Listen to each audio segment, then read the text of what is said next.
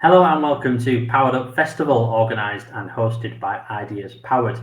Now, today we're shining a light on one of the biggest companies on the planet as we explore how their online platforms and tools can be used by creators to help power and protect original ideas. We are, of course, talking about Facebook, the world's largest social media platform with an incredible 2.8 billion monthly active users. So, to help us to explore how creators can get the most from the platform, today we have a panel who are perfectly placed to give us some insights into the possibilities that Facebook and Instagram can bring. So, I am delighted to say that we are joined today by, firstly, Lucy Luke, who is part of the media partnerships team at Facebook, where she manages relationships with creators across Europe, the Middle East, and Africa. She's an expert in video monetization and currently looks after a diverse set of influencers, including her fellow panelists today, Woody and Kleiny. Now, together, Woody and Kleiny are one of the biggest social creators in the world, with around 15 million followers across Facebook and Instagram. And last but certainly not least, we are joined by Nicole Schulze, who is the intellectual property and media policy lead at Facebook. So Nicole has a huge amount of experience working to protect the rights of creators and performers across the creative industries. So welcome all of you to Powered Up Festival. Thank you so much for joining me. Thanks for having us. Hey guys. Yes, thank you. Thank you. I'm going to come to Lucy first. So Lucy, I mentioned it in the intro that Facebook has this incredible 2.8 billion monthly active users. But today's session, we like to focus more on how these people can transition from being users to being creators. So what exactly does it mean to be a creator on Facebook, and how does a creator go about making money from the content they post on the platform? Sure. So yeah, when we talk about creators here at Facebook and Instagram, we're talking about people who are predominantly producing content for digital platforms like ours. So you can be a video producer, comedian, gamer, dancer, journalist.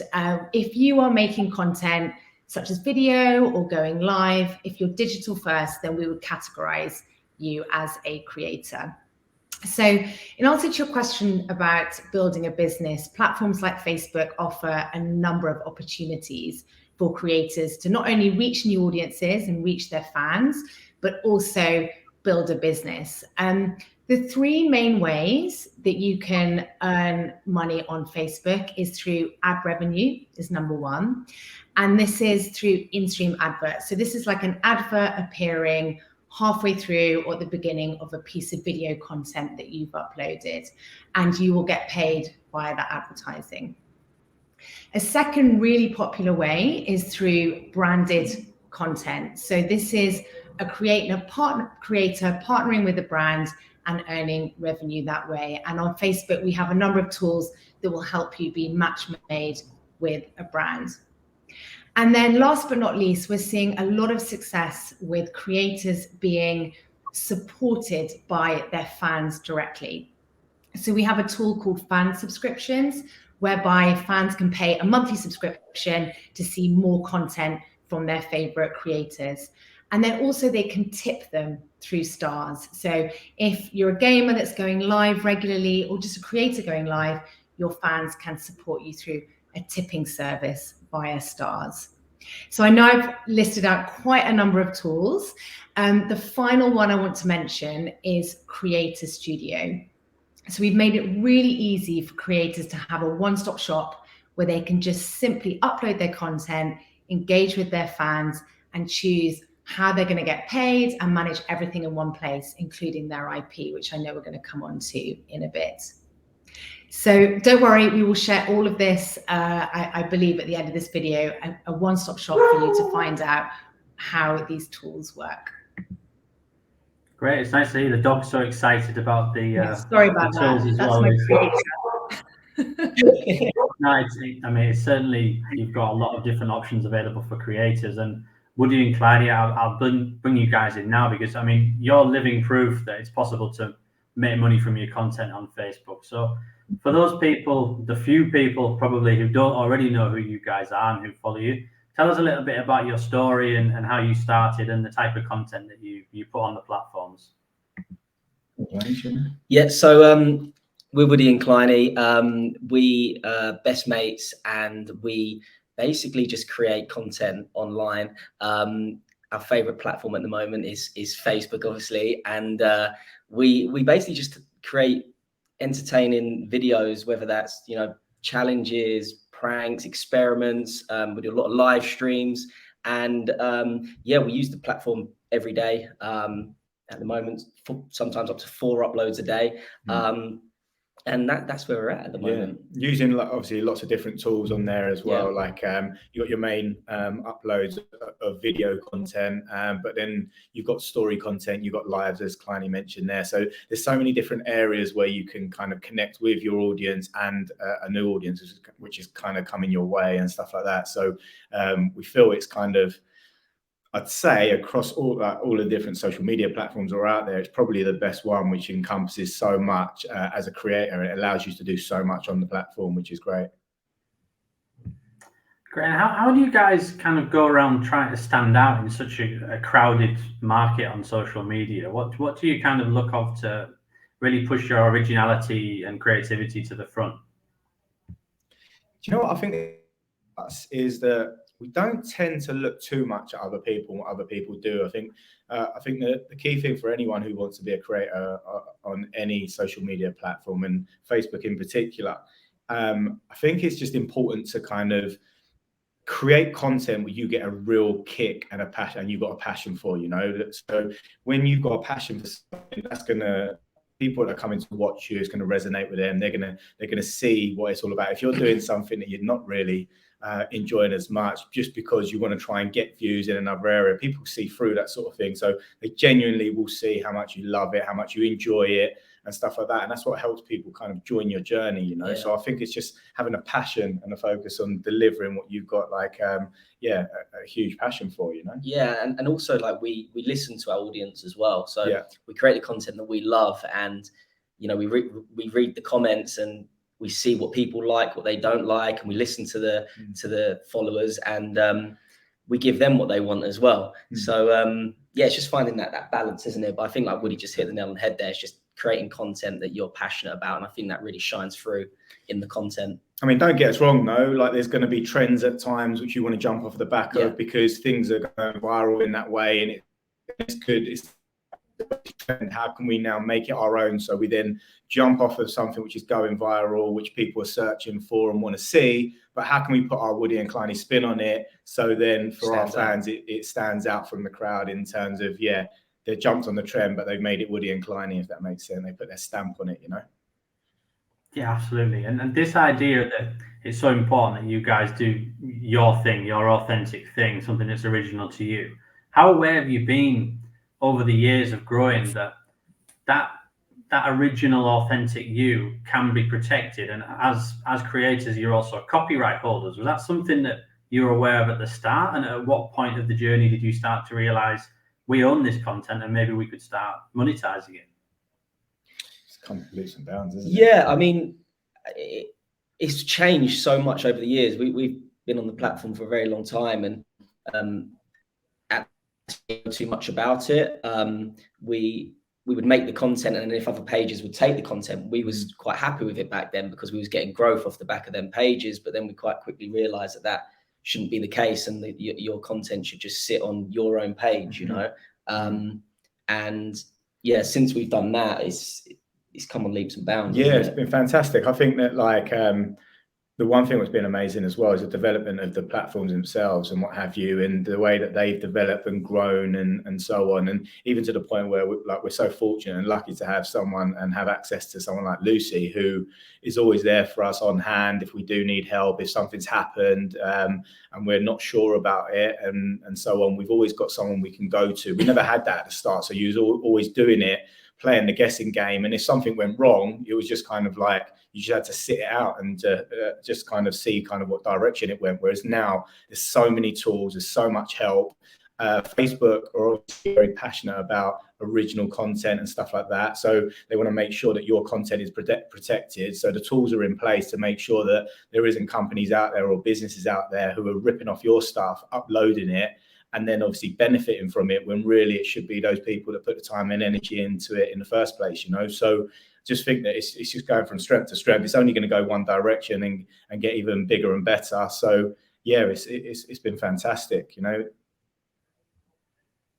Great. It brings me nicely to what I wanted to speak to you about, Nicole, as well. So with your intellectual property and protection hat on, what sort of tools do Facebook offer to creators like Woody and Clyde just mentioned? What type of things can they use to ensure that their creative work is going to stay theirs and it's not going to be abused by anyone else? How does Facebook go about that?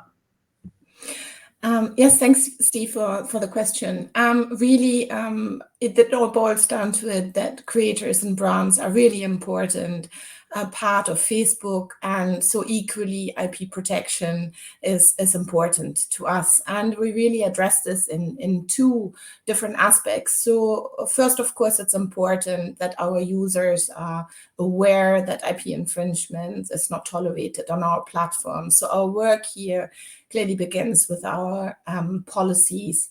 And Facebook terms of service expressly prohibit posting content that violates somebody else's IP rights. And they also set out that we remove content or accounts that violate our policies, including in this regard, and prohibit bad actors from coming back to our platforms by creating new accounts. And you can learn more about our policies going to our IP Help Center. There's also more information on IP rights, why they're important, what it means to be infringing IP. So it's a good source also for information for our users. And of course, we appreciate opportunities like these to raise awareness amongst our community members. Then with regards to IP protection, we continuously invest and time and resources into further developing our tools and programs. And you can also find that information on all our different tools and programs, checking out our IP help desk. But I'll maybe just give you two examples here. So this is not the full list, it's just two examples. But we've got our notice and takedown system, and we've got Rights Manager. So the notice with the notice and takedown system, as a rights holder, you can report an infringement of your rights using our dedicated reporting channels. So this is a simple, public and accessible form that you can find also again on our IP Help Center. You can also report an infringement in product by going to the three dots on the top right of the content itself and use the specialized reporting tools, or just use our IP as email address for both Facebook and Instagram. And so what's happening next is that every report is reviewed by our IP operations team. They are all trained specialists. And if they have a complete and valid report of IP infringement from a rights holder, they will act very promptly to remove that content. So this can happen within 24 hours. Sometimes it's just a question of hours, even minutes, that the content is being removed. But we don't just want to just quickly remove content. So we've developed Rights Manager really as a tool for creators to be able to control their content on our platform. So this is for rights holders with a large catalog, but also individual creators who post new content on a regular basis, like Woody and Kleiny. So Rights Manager is our matching tool for creators. It's for video, for audio, but also for images. And it's free of charge. And you just have to follow a simple application process to be granted access to it. So once you have access, you can upload your reference files of your copyright protected content directly in Rights Manager. And Rights Manager will then find any matching content on Facebook and Instagram. And if there's a match detected, then it's up to you as a rights holder to decide what you want to do next. So you can either decide to block the content from being viewed. You can also just decide to monitor it for insights and how is your content performing on the platform, or you can consider to monetize it. So these are those the options that rights holders have using Rights Manager. Maybe just to brush on it, we're also quite busy on proactive measures. Here we're identifying and removing infringing content even before they're notified by rights holders, using technologies like machine learning. And we share some information about our efforts here in our IP transparency report. So that's also available on the IP Help Center. So any information, I really ask you to check out our IP Help Center on policies, as well as tools and systems to protect your IP. Yeah, so we're very dedicated on fostering a safe and trusted community, and we will certainly continue our work in this regard. Great, thanks, Tam. It's great to hear. The key is that if creators upload their work, and with copyright, they have a right to decide who can copy or make money from their work. So obviously it's key, and we'll put all the links to Rights Manager and the IPR Help Desk in the comments below the video. We're very tight for time, but I really want to finish with Woody and Kleiny, because I know that our followers, so we recently saw a study that I think it was the top job that people under the age of 10 wanted to do when they grow up was be a social creator. So for those people watching now, what is your top tip on how they can succeed and make money from their creative content across the Facebook channels? I mean, it's a hard question to cliche, but I think for us, definitely it was just to literally never give up and just to keep going and keep going, because at the start, when you first get into social media, it can be, it can be hard, and you won't get the views. Me and Woody didn't get the views for like 5 years. We was out in the pouring rain filming videos for like 100 views all the time, every time we posted a video. And we just had that vision that just to never give up and keep posting and keep posting and keep posting. Eventually something will click, and when that does happen, you've just got to jump on it. It's like a wave, and you've got to jump on the wave and just keep posting, keep giving your followers the content they want to see, but also the content that you love to make. So that would be like one of the tips. Yeah, 100%. I think that just like kind of jumping off the back of what Kleiny was saying there is like, we always believe that the content that we're making, obviously the content we make now in terms of the quality to back then, yes, it does evolve, yes, it does get better, but